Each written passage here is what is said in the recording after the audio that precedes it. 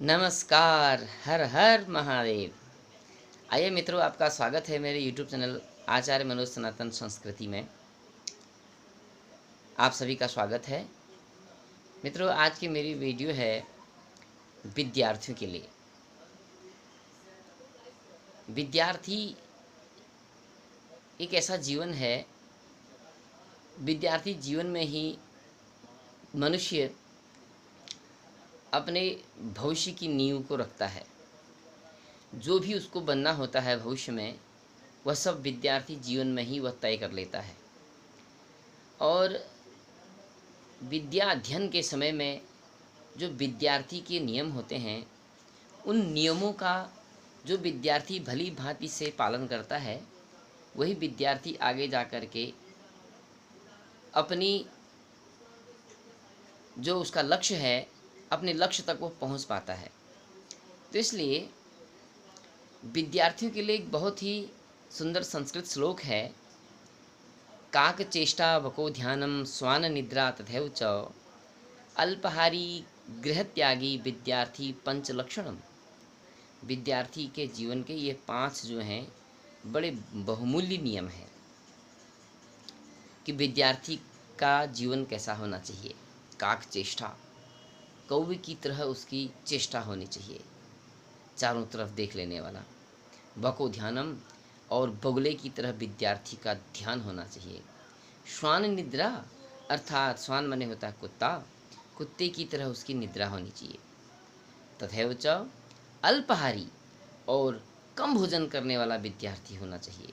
गृह त्यागी, घर को त्यागने वाला, घर से दूर रहने वाला विद्यार्थी होना चाहिए। विद्यार्थी पंच लक्षण में विद्यार्थी के 5 लक्षण हैं।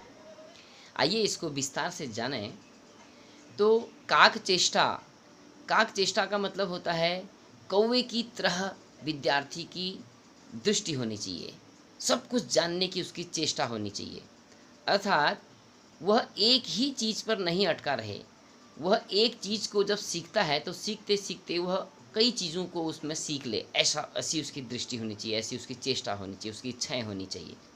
वको ध्यानम, और बगुले की तरह इस तरह से उसका विद्याध्ययन के समय में ध्यान होना चाहिए, जिस तरह से बगुला तालाब के किनारे बैठ करके मछलियों का इंतज़ार करता है और इस तरह से ध्यान में रहता है कि मछली को यह पता ही नहीं चल पाता है कि मेरा समय निकट आ रहा है।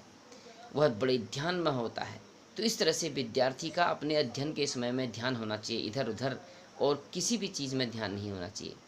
श्वान निद्रा, श्वान निद्रा का मतलब है कुत्ते की तरह ऐसी नींद होनी चाहिए कि वो सदैव जो है सोए हुए में भी जागृत रहे।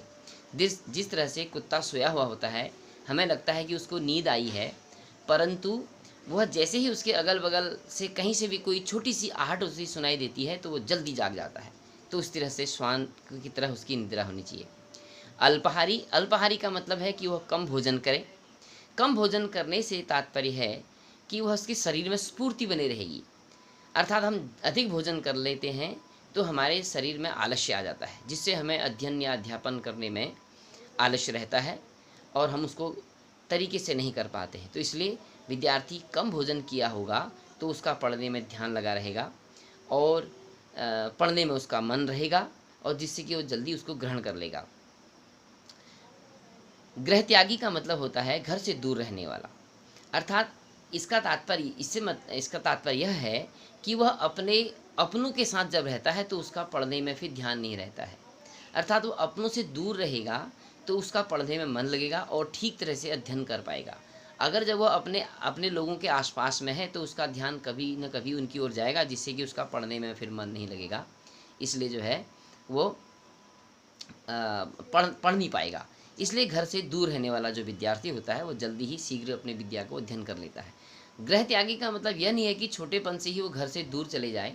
अपने घर में भी रह रहा है तो अपनों के निकट नहीं रहना है, उसने उनसे थोड़ा दूर रहना है या अलग कक्ष में रहना है, जिससे कि वह उसके पढ़ने में व्यवधान उत्पन्न होवे और वह तरीके से पढ़ ले।